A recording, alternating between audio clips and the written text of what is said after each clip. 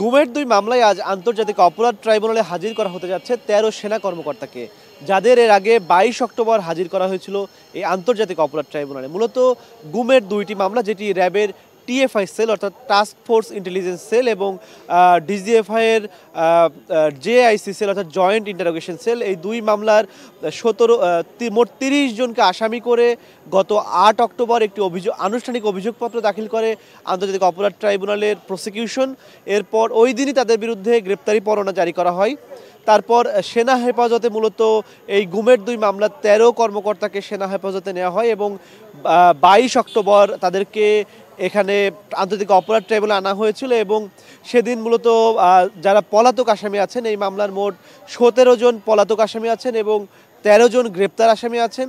১৭ জন যারা পলাতক তাদের আত্মসমর্পণের জন্য মূলত দুইটি পত্রিকাতে বিজ্ঞপ্তি দেওয়া হয়। তারপর এই মামলার জন্য ২০ নভেম্বর তাদের হাজিরার ডেট ফিক্স করা হয়। তবে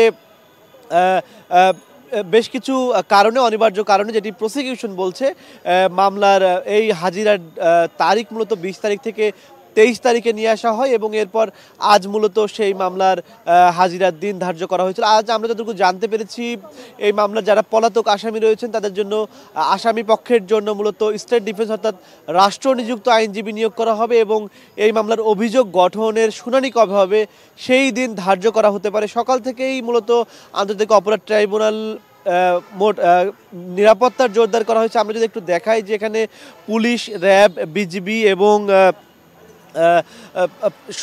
সদস্যরা তারা আছেন এবং অন্যান্য দিনের তুলনায় বেশ কড়া নিরাপত্তা জোরদার করা হয়েছে। তবে এর আগের দিন অর্থাৎ ২২ অক্টোবর নিরাপত্তা যেমনটি ছিল, আজ ঠিক তার চেয়ে একটু কম, অর্থাৎ ২২ অক্টোবর যেদিন প্রথম সেনা কর্মকর্তাদের ট্রাইব্যুনালে আনা হয়েছিল সেদিনের নিরাপত্তা এর চেয়ে অনেক বেশি ছিল এবং সেদিন ট্রাইব্যুনালে প্রবেশের পথে এবং এজলাসে যাওয়ার আগেও নিরাপত্তা এবং বারবার তল্লাশি করা হয়েছে, যেটি আজ কিছুটা শিথিল বলেই মনে হচ্ছে।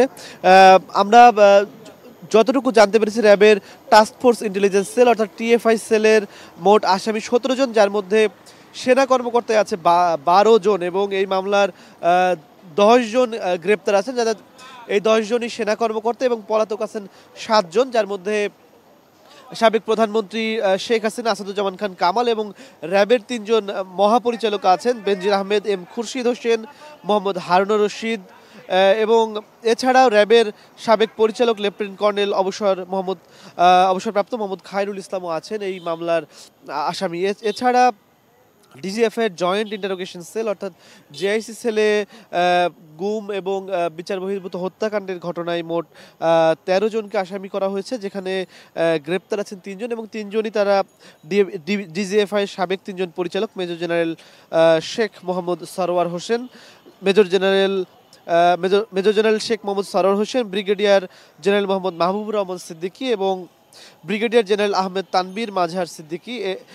এছাড়া ডিজিএফের সাবেক ৫ জন পরিচালক আছেন যারা এই মামলার আসামি। এছাড়া আরেকটি মামলা আছে, যেটি জুলাই আগস্টের গণ অভ্যুত্থানের সময় রাজধানীর রামপুরা ও বনশ্রী এলাকায় সংঘটিত মানবতা বিরোধী অপরাধের মামলা, যেখানে বিজিবির সাবেক ২ কর্মকর্তা লেফটেন্যান্ট কর্নেল মোহাম্মদ রেদওয়ানুল ইসলাম এবং বিজিবির সাবেক কর্মকর্তা মেজর মোহাম্মদ রাফাত বিন আলম, তারা এই মামলায় গ্রেপ্তার আছেন। অর্থাৎ গুমের মামলায় গ্রেপ্তার আছেন ১৩ জন এবং জুলাই আগস্ট হত্যাকাণ্ডের যে মামলা, সেই মামলায় গ্রেপ্তার আছেন ২ সেনা কর্মকর্তা। এছাড়া জুলাই আগস্ট গণ অভ্যুত্থানের রামপুরা বনশ্রী এলাকার হত্যাকাণ্ডের যে ঘটনা, সেই মামলায় আরও তার ২ জন সেনা কর্মকর্তার সাথে আছে সাবেক অতিরিক্ত উপকমিশনার এডিসি মোহাম্মদ রাশেদুল ইসলাম ও সাবেক ওসি মশিউর রহমান, তারা আসামি এবং তারা পলাতক রয়েছেন।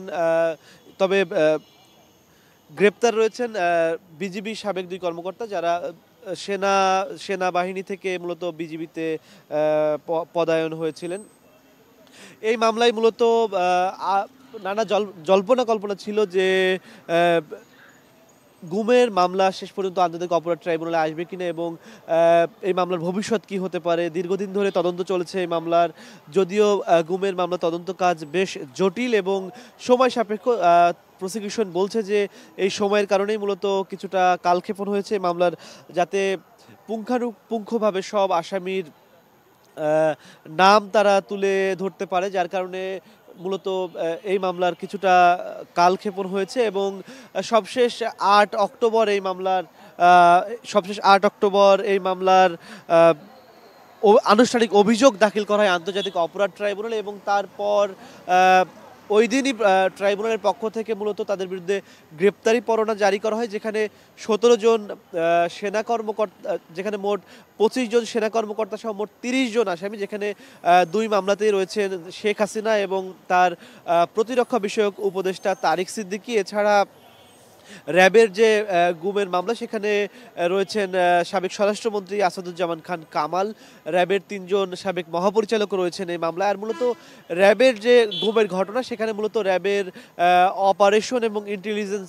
শাখার এই দুই শাখার পরিচালকদেরকে মূলত এই মামলার আসামি করা হয়েছে। আজ সকাল ৯:৩০টার পরপরই মূলত আমরা যতটুকু জানতে পেরেছি, গুমের দুই মামলার ১৩ সেনা কর্মকর্তাকে ট্রাইব্যুনালে হাজির করা হতে পারে এবং এরপরই ১০টার পরে সম্ভবত ট্রাইব্যুনালের যে আনুষ্ঠানিক কার্যক্রম আছে সেটি শুরু হবে। সেটি শুরু হলে আমরা যতটুকু জানতে পেরেছি, সেখানে আজ পলাতক ১৭ জন আসামির জন্য রাষ্ট্রপক্ষ নিযুক্ত আইনজীবী নিয়োগ করা হবে, যাতে যারা পলাতক রয়েছেন তারাও ন্যায় বিচার থেকে বঞ্চিত না হন। অর্থাৎ সুষ্ঠু বিচারের স্বার্থেই মূলত যারা পলাতক আছেন তাদের জন্য রাষ্ট্রপক্ষের আইনজীবী নিয়োগ করা হবে এবং এছাড়া যারা পলাতক আছে তাদের জন্য এর আগে পত্রিকায় বিজ্ঞপ্তি দেওয়া হয়েছিল তারা যেন আত্মসমর্পণ করেন। তবে আজ বোঝা যাবে কেউ নতুন করে আত্মসমর্পণ করেছেন কিনা। যদি না করেন তবে তাদের জন্য রাষ্ট্র নিযুক্ত যে আইনজীবী, যেটা বিধি মোতাবেক তারা নিয়োগ হয়ে থাকে, সেটি নিয়োগ হবে এবং এই মামলার আনুষ্ঠানিক অভিযোগ গঠনের জন্য যে শুনানির তারিখটি, সেটি আজকে নির্ধারিত হবে। এরপর বাকি কি ঘটবে বা কি প্রক্রিয়া আছে, সেটি আমরা ট্রাইব্যুনালের আনুষ্ঠানিকতা শুরু হলে আপনাদেরকে জানাতে পারবো। এই ছিল আন্তর্জাতিক অপরাধ ট্রাইব্যুনাল থেকে আমার কাছে সবশেষ।